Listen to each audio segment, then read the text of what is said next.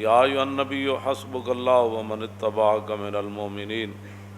یہ سورہ انفال کی آیہ مبارکہ ہے جس کے اندر اللہ رب العالمین نے فرمایا، اے میرے محبوب، اللہ آپ کے لیے کافی ہے، اور مسلمانوں میں سے، مومنوں میں سے وہ کہ جنہوں نے آپ کی پیروی کی، ان کی غلامی آپ کے لیے کافی ہے۔ مفسرین نے لکھا کہ یہ حضرت فاروق اعظم رضی اللہ تعالی عنہ کے ایمان لانے پر آیہ کریمہ نازل ہوئی۔ نبی علیہ الصلوۃ والسلام نے اللہ رب العالمین سے دعا مانگی، یا اللہ ایک عمر دے دے، اسلام کا کام ہو جائے گا۔ اللہم اعز الاسلام بعمر ابن الخطاب۔ قیامت تک کوئی بھونکتا رہے، کسی کے بھونکنے سے کیا ہوگا؟ قیامت تک کوئی پیشاب میں منہ مارتا رہے، اسے ہمیں کیا غرض ہے؟ کہ جب رسول اللہ نے اللہ سے دعا مانگی، یا اللہ عمر کے ذریعے اسلام کو عزت دے دے۔ ما فشاند نور وساگ آؤ آؤ کند، ہر کسے بر خلقت خود می دند۔ پوری دنیا اور زمین آسمان اور کائنات کا ہر ذرہ حضرت عمر کو جانتا ہے، ان کی غلامی کو بھی جانتا ہے، رسول اللہ کے ساتھ وفاداری کو بھی جانتا ہے، اور رسول اللہ کے دین کا جو انہوں نے کام کیا ساری دنیا جانتی ہے، پہاڑ بھی جانتے ہیں، اور جو حیوان ہیں وہ بھی جانتے ہیں۔ جب فاروق اعظم رضی اللہ تعالیٰ عنہ کو لولو نے دو دھاری خنجر جو ہے زہر سے بجھا ہوا زہر آلود حضرت عمر پر دوران نماز، آپ نے اللہ اکبر فرمایا یا نہیں؟ صحابہ اس بارے میں واضح طور پر یہ بات ارشاد نہ فرما سکے کہ حضرت عمر نے اللہ اکبر فرمائی یا ابھی ہاتھ ہی اٹھائے تھے تو اس نے آپ پر حملہ کر دیا دوران نماز، تو آپ کا جسم مبارک جو ہے وہ کٹ گیا اور آپ مصلی رسول کے ساتھ ہی گر پڑے۔ تو بعد میں صحابہ پھر ایک حکیم کے پاس گئے، آپ کے علاج کے لیے دور دراز اسے لینے کے لیے گئے کہ بھئی آپ آئیں حضرت عمر کا علاج کریں۔ جب وہ حکیم صاحب صحابہ کے ساتھ آ رہے تھے تو راستے میں کہنے لگے میں واپس جا رہا ہوں، حضرت عمر کا تو وصال ہو گیا ہے۔ وہ کہنے لگے آپ کو کیسے پتہ؟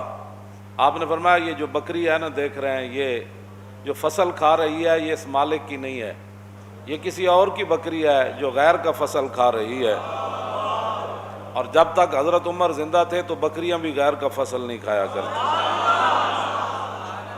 یہ اس بات کی دلیل ہے کہ حضرت عمر دنیا سے تشریف لے گئے۔ تو جو لوگ بے نماز ہیں، اور بے نماز بھی اس طرح ہیں کہ وہ جماعت کو کوئی اہمیت نہیں دیتے، کوئی شرعی مجبوری ہو تو وہ تو ہے، میں سب کے ساتھ یہ میں خطاب کر رہا ہوں، پوری امت کے ساتھ، کہ فاروق اعظم رضی اللہ تعالیٰ عنہ شدید زخمی ہو کر گر پڑے، اور لولو کو پکڑتے ہوئے مجوسی کو اور بھی صحابہ شہید ہو گئے۔ پھر ایک صحابی نے اس کے اوپر کمبل ڈالا، اس نے پھر اپنی گردن کاٹ دی تاکہ یہ راز راز ہی رہے کہ حضرت عمر کے شہادت کے لیے کہاں سے سازش چلی۔ تو بات جو میں کرنے لگا ہوں بہت بڑی بات ہے، اگر کسی کو سمجھ آ جائے کہ فاروق اعظم رضی اللہ تعالیٰ عنہ کو اگر بر وقت صحابہ اٹھا کر گھر لاتے، بر وقت علاج معالجہ ہوتا،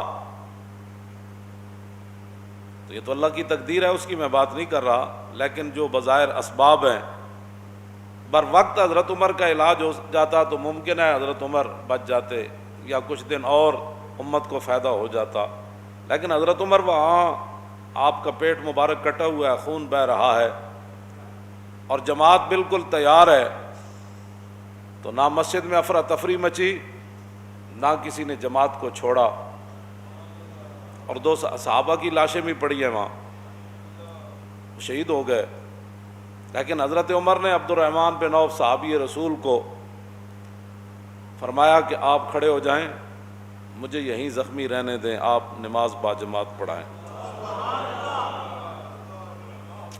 بس اگر کسی کو سمجھ آ جائے تو بہت بڑی بات ہے، اتنا بڑا نقصان ہو رہا تھا۔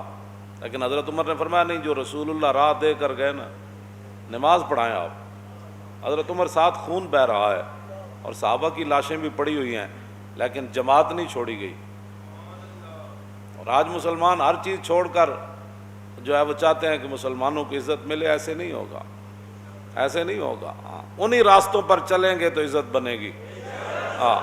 باطل نظریات اور باطل فلسفوں پر اسلام کی عمارت کبھی بھی تعمیر نہیں ہوگی، چاہے وہ سارا پاکستانی یونیورسٹیاں بن جائے اور ساری تسبیح لے کر بیٹھ جائیں، ایسے کبھی بھی نہیں ہوگا۔ راستے وہی ہیں جن پر صحابہ چلے، مستند راستے وہی مانے گئے جن سے ہو کر تیرے دیوانے، بس۔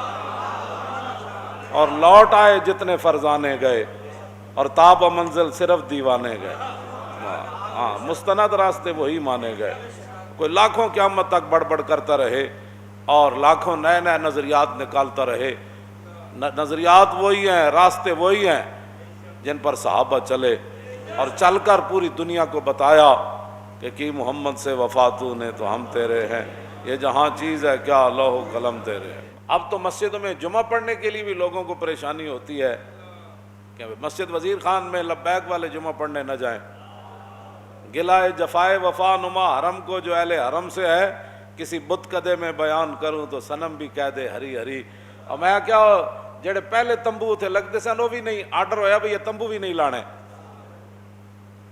کیونکہ مسلمانوں نے یہاں آج اپنا شوکت اسلام کا اظہار کرنا ہے۔ ہاں جی، اقبال کہندا شکوہ عید کا منکر نہیں ہوں میں، مگر قبول ہے فقط مرد حر کی تکبیریں۔ اقبال کہندا میں عید اجتماع دا میں منکر نہیں، لیکن اللہ اکبر بھی جنیاں دی قبول ہوندی۔ ہاں جی، جڑا اقبال مڑ مڑ کہندا اے حلقہ درویشاں او وہ مرد خدا کیسا، او حلقہ درویشاں او وہ مرد خدا کیسا، او جس کے گریباں میں ہنگامہ رستا خیز، جو ذکر کی گرمی سے شمع کی طرح روشن۔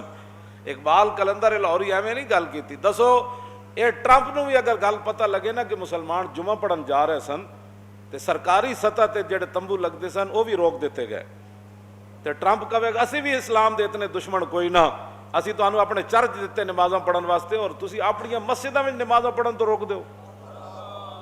اوتھے کوئی جناب کوئی ہنگامے تے نہیں سن ہو رہا ہے، نہ کوئی تے بات ہو رہی سی۔